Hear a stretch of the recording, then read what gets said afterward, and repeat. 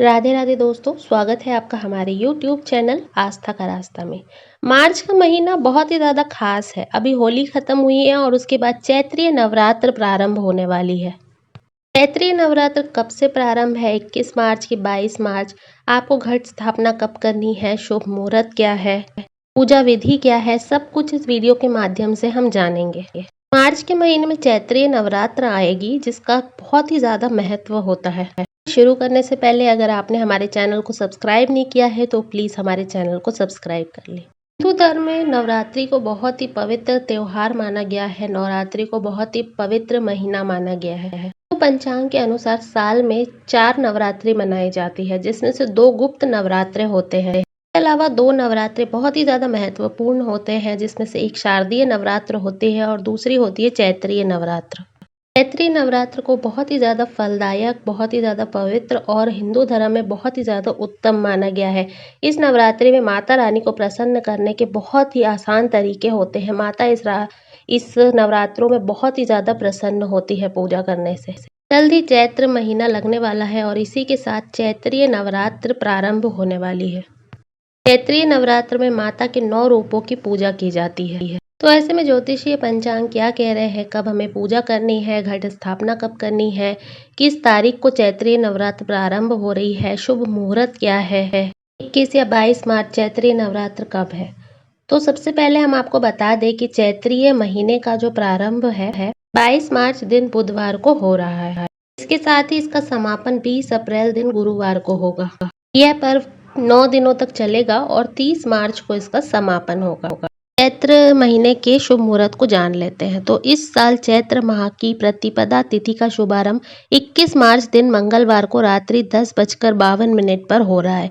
वहीं इसका समापन 22 मार्च दिन बुधवार को रात को 8:20 पर होगा। ऐसे में उदया तिथि के अनुसार चैत्रीय नवरात्रि की प्रतिपदा तिथि 22 मार्च प्रारंभ है।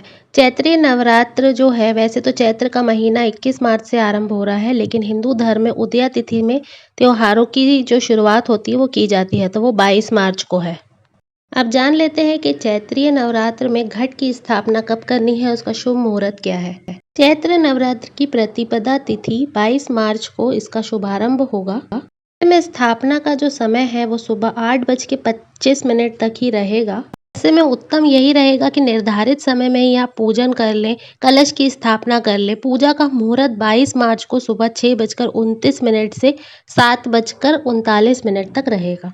यानी कि आपको 22 मार्च को सुबह 8:30 बजे तक का ही समय मिलेगा, जिसमें आप अपने घट की स्थापना कर सकते हैं और अपने चैत्रीय नवरात्र की जो पूजा है उसका शुभारंभ कर सकते हैं। ऐसे में आपको समय पर विशेष ध्यान देना पड़ेगा। सुबह 8:30 बजे तक आपको अपनी जो घट की स्थापना है उसको पूर्ण कर लेना है। आपको चैत्र नवरात्रि के प्रथम दिन सुबह जल्दी उठना है, स्नान करना है, स्वच्छ कपड़े पहनने हैं। अगर आप महिला हैं तो आप लाल वस्त्र धारण करें, ये बहुत ही ज़्यादा शुभ होगा, एकदम स्वच्छ हो जाए। जहाँ पर भी आपको अपना कलश स्थापित करना है उस जगह को एकदम स्वच्छ रखें। अगर आपके पास उपलब्ध हो तो थोड़ा सा गोबर वहाँ पे अवश्य लीपें, ये बहुत ही ज़्यादा शुभ होता है। और एकदम साफ सुथरा कर दें। इस दिन दुर्गा चालीसा का विशेष रूप से पाठ करें। आपको एक चौकी लेनी है, एकदम स्वच्छ साफ सुथरी चौकी लें, उसमें लाल कपड़ा बिछा दें, थोड़े से अक्षत रखें। याद रखें कि जो चावल है वो टूटे हुए नहीं होने चाहिए, एकदम साबुत इसमें चावल लेने हैं आपको। के बाद आपको पानी से भरा हुआ कलश इस चावल के ढेर के ऊपर रखना है। कलश को कलावे से लपेट देना है। के बाद कलश के ऊपर आम का पल्लव लगाना है, यानी कि जो आम की 5 पत्तियां होती हैं रखना है कलश में, लोटे में। उसके बाद नारियल को दूसरे लाल कपड़े में लपेट लेना है और उसे उस पल्लव के ऊपर स्थापित कर देना है। कलश में स्वास्तिक बनाना है लाल रंग से, और जो नारियल का कपड़ा है जो बांध के रखा है उसमें भी स्वास्तिक बनाना है। फूल चढ़ाने हैं, हल्दी लगानी है, चावल चढ़ाने हैं। अगर आप जवारे बो रहे हैं तो एक मिट्टी का पात्र ले लें और उसमें मिट्टी रख के और फिर उसमें जौ डाल दें माता रानी के सामने। बाद आपको माता रानी के सामने जोत जलानी है। अगर आप अखंड जोत जला रहे हैं 9 दिन की तो आपको विशेष रूप से उसका ध्यान देना होगा।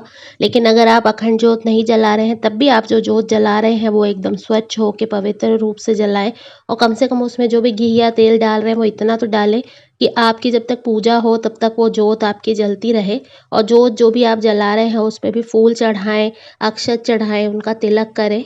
उसके बाद आप माता रानी की पूजा करें, उनको श्रृंगार की वस्तुएँ अर्पित करें, 16 श्रृंगार की वस्तुएँ अगर चढ़ा सकें तो बहुत ही ज़्यादा उत्तम होगा।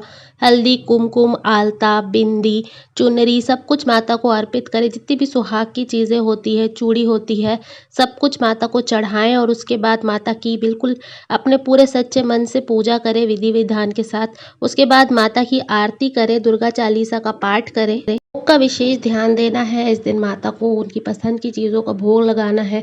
हलवा, पूरी, चने, खीर इन सब चीज़ों का माता को भोग लगता है, तो आप इन सब चीज़ों को पहले से बना के रखें और भोग लगा ध्यान ये रखना है कि श्रृंगार का सामान केवल महिलाएं ही चढ़ाएंगी माता को, पुरुष नहीं चढ़ाएंगे। और पुरुष जो है वो माता को सिंदूर भी अर्पित नहीं करेंगे, सिंदूर जो है वो सिर्फ महिलाएं अर्पित करेगी। विशेष रूप से इस बात का ध्यान रखना है। हिंदू धर्म में नवरात्रि का बहुत अधिक महत्व होता है, नवरात्रि की पूजा का बहुत ही ज़्यादा विशेष फल मिलता है। 9 दिनों में जो भी पूरी श्रद्धा से माता की पूजा करता है, उसे माता का असीम आशीर्वाद प्राप्त होता है। उसके दुख दूर हो जाते हैं, उसके जीवन में खुशियाँ भर जाती हैं, एकदम चारों तरफ से खुशहाली आ जाती है। सुहागन महिलाओं के द्वारा माता को श्रृंगार चढ़ाने से अखंड सौभाग्य की प्राप्ति होती है, वैवाहिक जीवन सुखमय होता है, सुखद वैवाहिक जीवन की प्राप्ति होती है। तो ये थी चैत्रीय नवरात्र से जुड़ी हुई कुछ विशेष जानकारियाँ, मुहूर्त, पूजा विधि। और अगर आपने नवरात्रि का व्रत रखा है, ना भी रखा है तब भी कन्या भोजन आखिरी दिन ज़रूर कराएं। ये बहुत ही ज़्यादा शुभ होता है, कन्याओं के पैर घर पे पड़ना बहुत ही ज़्यादा शुभ होता है, साक्षात माता रानी आती है हमारे घर में।